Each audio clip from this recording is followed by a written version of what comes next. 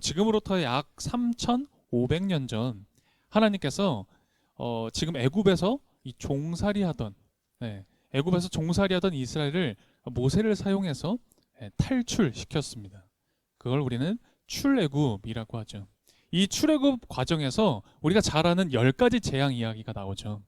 뭐 피재앙, 이재앙, 개구리 재앙, 메뚜기 재앙, 이런 재앙들을 이제 경험하게 됩니다.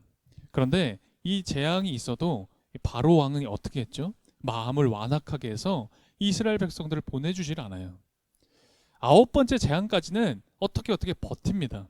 그런데 마지막 10번째 재앙이었던 장자의 죽음이라는 이 재앙 앞에서 이 바로는 아무런 힘도 쓰지 못하고 이제 어쩔 수 없이 이스라엘을 보내주게 되죠. 그런데 이 그냥 곱게 보내줄 바로 왕이 아니에요. 곧바로 애굽의 군대를 보냅니다. 그래서 이스라엘을 추격합니다. 왜냐하면 이스라엘이 향하고 있던 그 길에는 이 홍해 바다가 가로막고 있었거든요.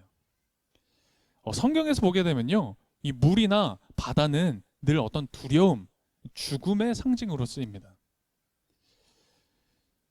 창세기에 우리가 기억하죠.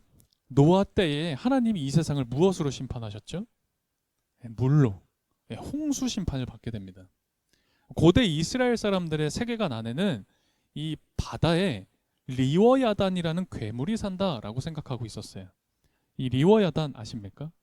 꼬불꼬불한 큰 뱀, 큰 용이라고 표현하는 이 리워야단이 바닷속에 있다고 생각했죠.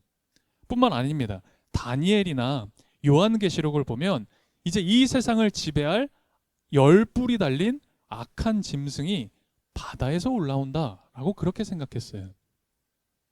그러니까 이 물과 바다는 두려움과 죽음이었습니다. 그런데 지금 이스라엘 백성들이 가고 있는 그 앞에, 길 앞에 뭐가 있다고요? 홍해가 있었던 거예요.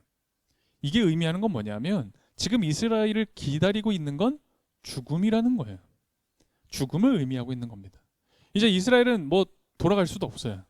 왜냐하면 지금 뒤에 애굽의 군대가 쫓아오고 있다는 걸 알았거든요.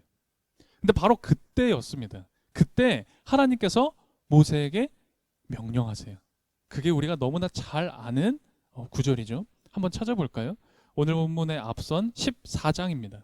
우리 출애굽기 14장 15절 16절입니다. 14장 15절 16절 우리 두 구절은 한번 같이 읽어보면 좋을 것 같습니다. 15절 16절 읽겠습니다. 여호와께서 모세에게 이르시되 너는 어찌하여 내게 부르짖느냐 이스라엘 자손에게 명령하여 앞으로 나아가게 하고 지팡이를 들고 손을 바다 위로 내밀어 그것이 갈라지게 하라. 이스라엘 자손이 바다 가운데서 마른 땅으로 행하리라. 아멘. 그 유명한 홍해가 갈라지는 사건을 경험합니다. 바다를 가르고 이스라엘 백성들이 그 사이를 지나간 거예요. 두려움과 죽음의 상징이었던 그 물이요, 이제는 이스라엘을 보호하는 물이 되었습니다. 그리고 그들은 이 바다 밑에 땅을 걸어갑니다. 그것도 마른 땅을 걸어가게 되죠. 반면에 이스라엘을 추격해오던 애굽의 군대는 그 물에 뒤덮여 수장됩니다. 이어지는 출애굽기 15장을 이렇게 보게 되면요, 이제 그 홍해의 아주 놀라운 그 구원의 기적, 물이 갈라지는 그 기적을 경험한 이스라엘 백성들, 모세가 이 하나님을 막 찬양하는 장면이 나와요. 특별히 15장에는 모세의 누이라고 밝혀진 미리암이라는 여선지자가 이 하나님을 찬양하는 아주 독특한 장면이 나옵니다. 우리 그 부분도 한번 볼까요? 15장입니다. 15장 21절이에요. 15장 21절도 우리 한 목소리로 읽어보겠습니다. 미리암이 그들에게 화답하여 이르되 그는 높고 영화로우시며 말과 그 탄자를 바다에 던지셨음이로다 하였더라. 아멘.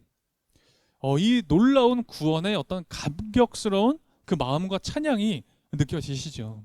정말 그 놀라운 홍해를 구원을 경험한 이 찬양을 이스라엘 사람들이 모두가 하고 있었어요. 그런데 문제는 이 감사와 찬양, 감동과 이 감격이 얼마 가지 않았다라는 거예요. 이 15장 그 말미 끝부분을 보게 되면요. 이스라엘 사람들이 이제 계속 가나안을 향해서 가고 있었던 거잖아요. 가는 길에 마라라는 지역에 잠시 머물게 됩니다. 이 마라라는 지역의 뜻이 뭐냐면 쓰다라는 거예요. 맵다 생각하셨죠?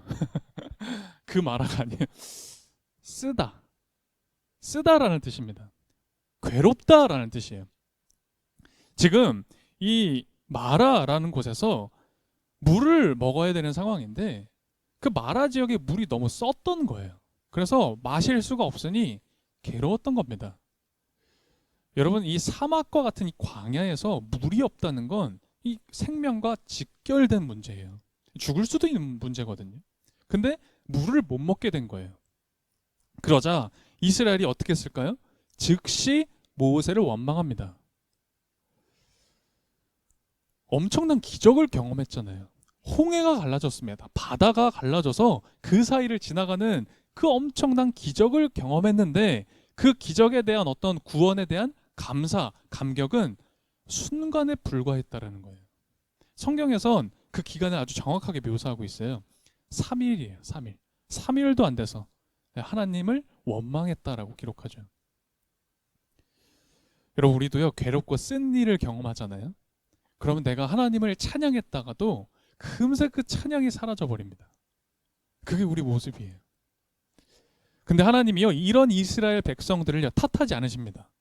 한마디 말씀도 안 하세요. 그리고 어떻게 하시냐면 그 쓴물을 단물로 바꿔주세요. 물을 마시고 살아라. 기적을 다시 한번 일으켜 주신 거죠. 분명히 이스라엘 사람들요, 성경엔 기록되어 있지 않지만 하나님 찬양했을 겁니다. 야, 쓴물을 단물로 만들어 주셨구나. 그런데 그 찬양이 얼마 가지 않아요. 이어서 16장을 보게 되면 신광야라는 지역에 이제 이르게 됩니다. 이 광야, 신광야라는 곳에 이르게 되는데 그곳에 먹을 게 없는 거예요. 이스라엘 사람들이 60만 명이 출애굽을 했습니다. 그런데 먹을 게 없는 거예요. 굶어 죽게 생긴 거예요. 그러자 이스라엘 백성들은 즉시 무엇을 했을까요? 모세와 아론을, 하나님을 원망했습니다. 굶어 죽게 생겼다는 거예요. 근데 그 원망이 좀 세요. 아까보다 좀 더 세요. 한번 볼까요? 16장 3절입니다. 3절도 같이 읽어보겠습니다. 이스라엘 자손이 그들에게 이르되 우리가 애굽 땅에서 고기와 가마 곁에 앉아 있던 때와 떡을 배불리 먹던 때에 여호와의 손에 죽었더라면 좋았을 것을 너희가 이 광야로 우리를 인도해 내어 이 온 회중이 줄여 죽게 하는도다. 아멘. 야, 이 표현들이 보이시죠? 이 거친 어떤 마음의 막 그 송곳 같은 표현들이 보이시잖아요. 야, 그냥 애굽에 종살이 할 때 그 고깃가마 곁에서 그냥 살다가 죽는 게 나았어. 괜히 왔어. 이런 원망과 불평을 막 하기 시작하는 거예요. 그런데 하나님은 여전히 그런 이스라엘을 탓하지 않으십니다. 그리고 어떻게 하시냐? 하늘에서 만나를 내려주세요.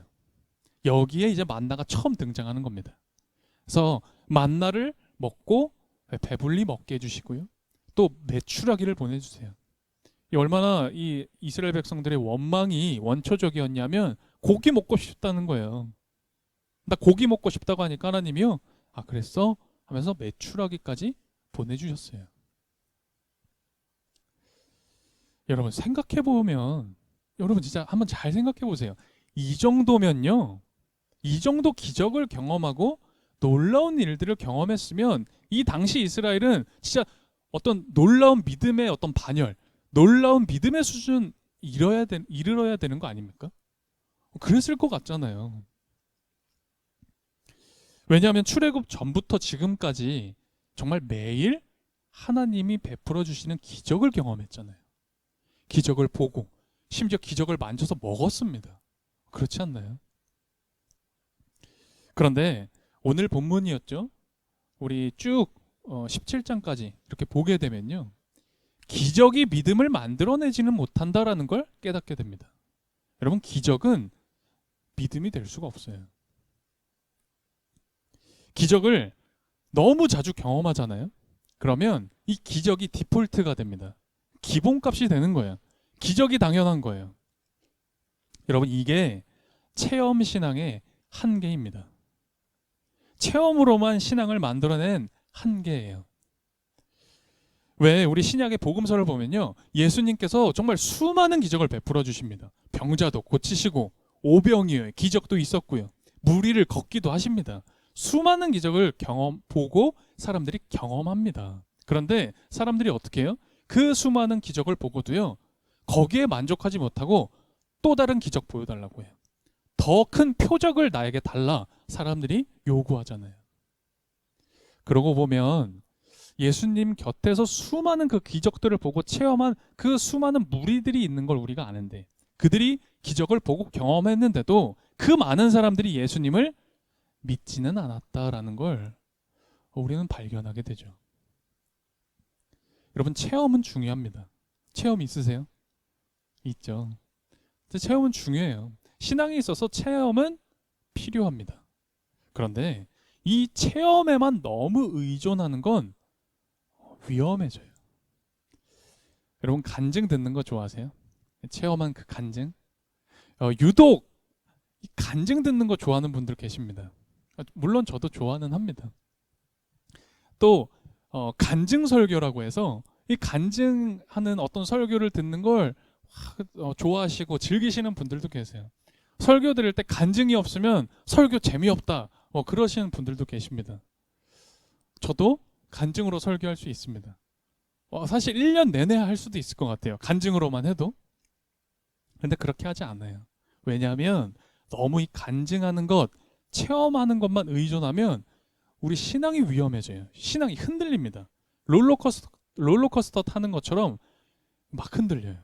그러니까 체험이 있으면요, 체험이 느껴지면 불같이 뜨거워져요. 그런데 하나님이 나에게 왜 체험을 안 주시지? 왜 하나님이 잘 안 느껴지는 것 같지? 라고 하면 어떻게 돼요? 하나님이 마치 안 계신 것처럼 차갑게 식어버리거든요. 여러분, 예수님이 이 땅에 오셔서 수많은 기적을 보여주시며 기적을 베풀었다라고만, 그런 기적이 예수님이라고만 생각하는데요, 사실은 그렇지 않습니다. 예수님이 이 땅에 오셔서 3년 동안 사역하시고 제자들을 교육하시거든요. 그때 그 제자들에게 기적만 보여주시지 않았어요. 기적은 지엽적입니다. 조각들이에요. 하나의 조각들. 예수님은 제자들과 3년 동안 무엇을 하셨냐? 복음서를 보면요, 제자들에게 성경을 가르치셨다라고 나와요. 제자들은 말씀을 배운 겁니다. 그래서 그 12명의 제자들이 위대한 사도가 될 수 있었던 거예요. 이 신약이 26권이죠. 27권이죠. 27권인데 그 중에 절반 가까이를 누가 썼냐면 바울이 썼어요. 이 사도 바울이 성경을 쓰려고 처음 쓴 건 아니었습니다. 이 교회들에게 신앙에 대한 이야기를 하려고 편지를 썼던 서신서가 이제 성경이 된 거죠. 여러분들 한번 잘 보세요. 로마서, 갈라디아서, 이런 거 지금 우리가 읽어도 어렵거든요. 그런데 여러분 생각해 보십시오. 2000년 전 사도 바울이 교회들에게 하나님의 말씀을 교육하기 위해서 쓴 책이 로마서였고 갈라디아서였던 거예요. 하나님께서 출애굽한 이스라엘 백성들, 종으로 살아갔던 이 노예 이스라엘 사람들을 체험으로만, 기적으로만 신앙 교육하시지 않았습니다. 이스라엘이 이제 출애굽을 하고요, 어디에 도착하냐면 한 50일 정도가 되어서 시내산이라는 곳에 도착합니다. 그 시내산에 도착했을 때 하나님이 뭘 주시냐면 10계명을 주세요. 하나님의 율법을 바로 이때 주십니다. 그리고 심지어 이 모세와 이스라엘 백성들은 시내산에서 그 말씀을, 율법을 받고 어떻게 하느냐, 1년 동안 거기에 머물러요. 다른 데 안 갑니다. 1년 동안 거기서 뭐 하느냐, 10계명과 율법을 함께 읽고 나눠요. 함께 말씀을 공부합니다. 오늘 우리가 읽은 이 17장은 바로 그 시내산에 도착하기 바로 직전, 바로 그 직전에 있었던 일이에요. 1절을 보면 이스라엘 백성들이 도착한 지역의 이름이 나옵니다. 르비딤이라고 나와요. 1절에. 이 르비딤의 뜻은 평지라는 뜻이에요. 평지이면서 쉼터다라는 뜻입니다. 안전한 곳이라는 뜻이 르비딤입니다. 그곳에 이제 장막을 치고 잠시 머물렀던 것 같아요. 그런데 마실 물이 없었습니다. 광야가 그런 곳이잖아요. 마실 물이 없었어요. 그러자 이스라엘 백성들이 무엇을 했을까요? 맞아요. 모세를 원망하기 시작했습니다. 그런데 이게 단순히 원망하는 정도가 아니라 모세와 다툼이 일어났다. 오늘 본문이 그렇게 기록을 하고 있어요. 특별히 오늘 이 17장 본문을 보게 되면 성경은 그 모습을 이렇게 해석합니다. 이스라엘 백성들이 하나님을 시험했다. 하나님이 그들과 함께 하는지 그들과 함께 하시지 않는지 이스라엘 백성들이 시험했다는 거예요. 아니 우리가 지금 하나님과 함께 하고 있는데 우리가 물을 못 마시는 게 말이 되냐? 하나님 살아계시면 우리에게 물 주실 것이다. 그렇게 시험한 거예요. 그래서 우리 7절에 뭐라고 나와 있어요? 그 지역 이름을 이렇게 불렀다고 나오죠. 하나님을 시험했다라는 의미로 그곳을 마사라고 불렀대요. 그리고 모세와 다투었기 때문에 그것을 무리바다, 다투었다라는 지명으로도 불렀다는 겁니다. 그런데 방금 말씀드린 것처럼 이날 다투며 그냥 말다툼이 아니었어요. 어떻게 하냐면 이 이스라엘 백성들이 모세를 돌로 쳐 죽이려고 했습니다. 이 체험신앙의 폐해가 바로 여실히 드러나죠. 그런데 하나님께서요, 이때에도 이스라엘 사람들 탓하지 않으세요. 그리고 모세를 부릅니다. 모세를 불러서 내가 하라는 대로 해 라고 하세요.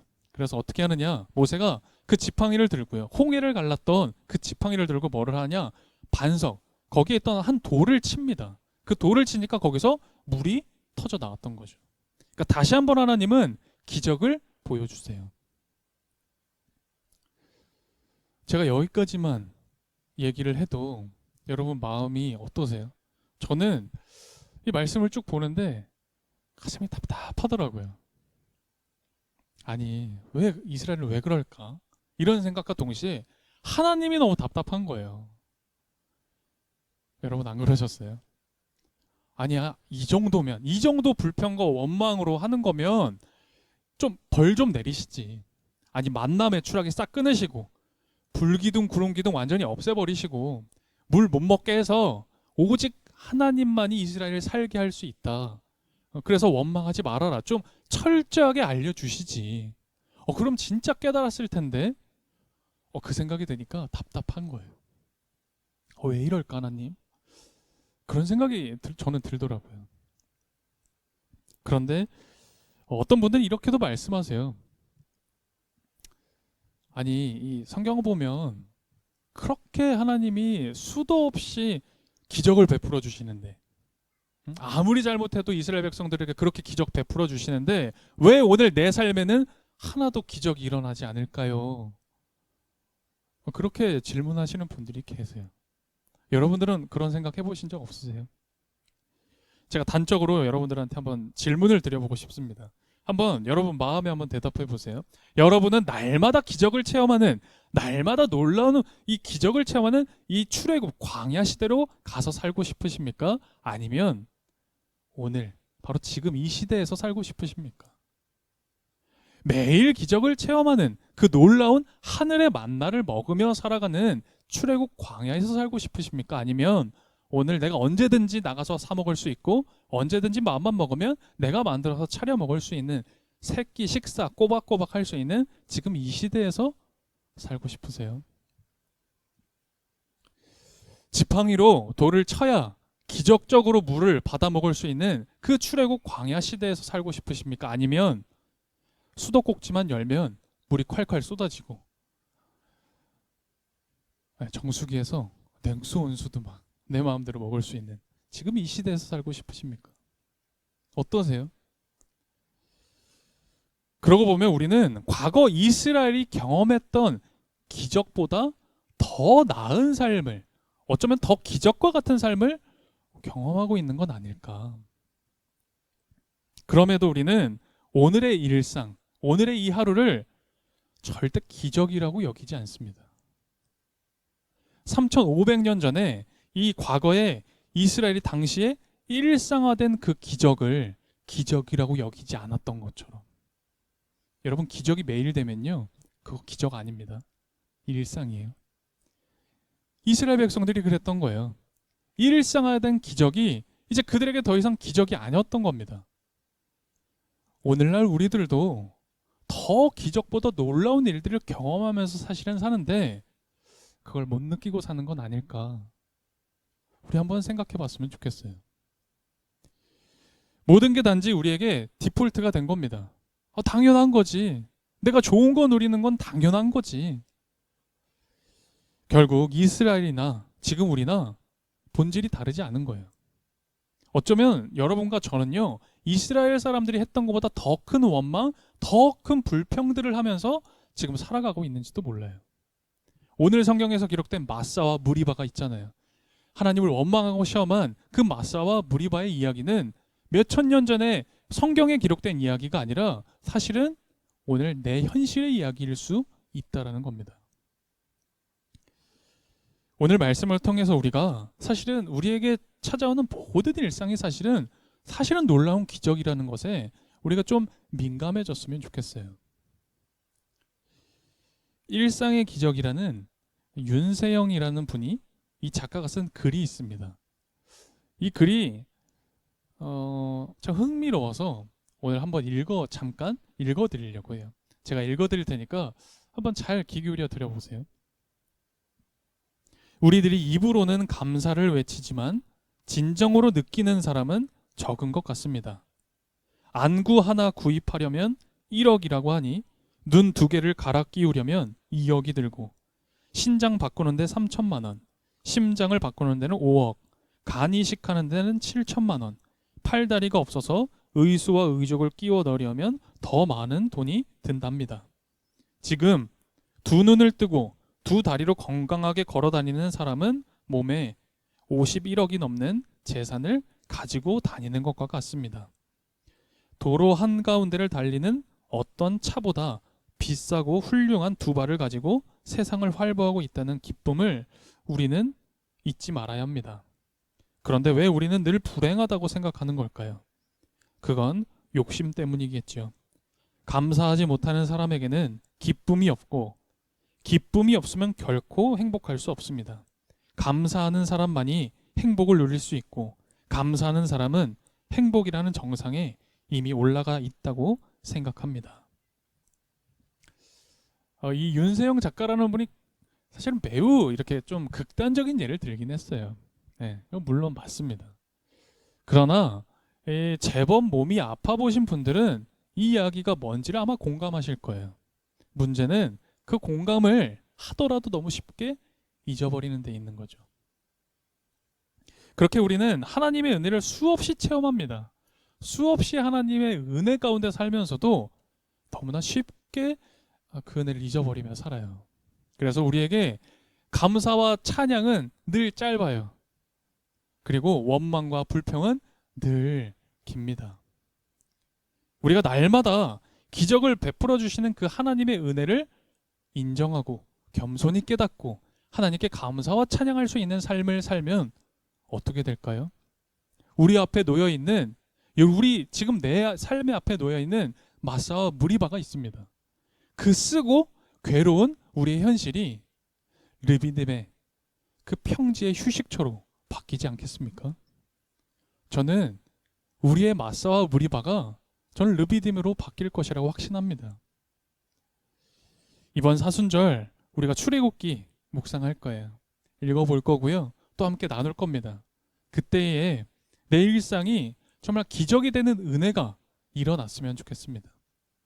오늘 우리가 르비딤에 대해서 이야기 나눴잖아요. 이 르비딤의 은혜가 내 일상에서 발견되었으면 좋겠습니다. 그 은혜가 우리 모두에게 있길 바랍니다. 우리 이 시간 함께 기도하겠습니다. 우리가 사순절을 시작하면서 우리가 출애굽기를 읽기 시작한다는 건 여러분 은혜입니다. 여러분 이게 기적인 거예요. 우리가 언제 성경을 펼쳐서 읽겠습니까? 언제 하나님을 읽어내는 그 기적 경험하겠습니까? 우리가 언제 이 르비딤의 이야기를 읽고 하나님의 마음 읽을 수 있겠습니까? 여러분, 이게 기적인 거예요. 그동안 감사의 찬송은 짧았고 불평과 원망이 길었던 우리의 마사, 나의 무리바에서 엑소도스 탈출하세요.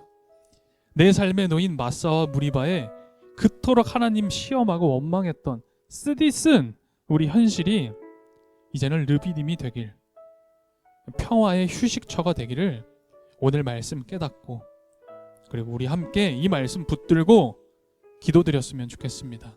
함께 기도하겠습니다. 오 하나님, 우리를 구원해 주십시오. 모세가 반석을 쳐서 물이 쏟아졌던 것처럼 이 시간 우리의 마음, 말라버린 이 마음을 만져주십시오. 마사와 무리바의 불평에서 르비딤의 믿음으로 나아가도록 도와주십시오. 오늘 이 살아있는 말씀을 통해 보여주신 그 삶을 우리도 살아가고 누리도록 인도해 주십시오.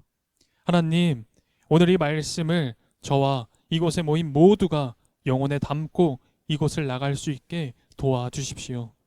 그리고 전적으로 하나님을 신뢰하며 이 세상 이기며 살도록 지혜를 허락해 주십시오. 오 하나님, 하나님을 믿겠습니다. 우리를 구원해 주십시오. 뒤돌아 원망했던 이번 한 주의 모습, 3일도 가지 못한 하나님께 대한 감사, 사람을 사랑하지 못하고 또 미움으로 가득했던 그 나날들 회개하며 다시 결단으로, 그리고 다시 한번 감사로, 그리고 간절한 소망으로 이 봉헌을 올려드립니다. 하나님께서만 기뻐 받아주시며 이것이 쓰이는 곳에 한 영혼이 쉴 수 있는 르비딤이 세워지고 하나님의 사랑 실천되도록 은총을 허락해 주십시오. 예수 그리스도의 이름으로 기도드립니다. 아멘.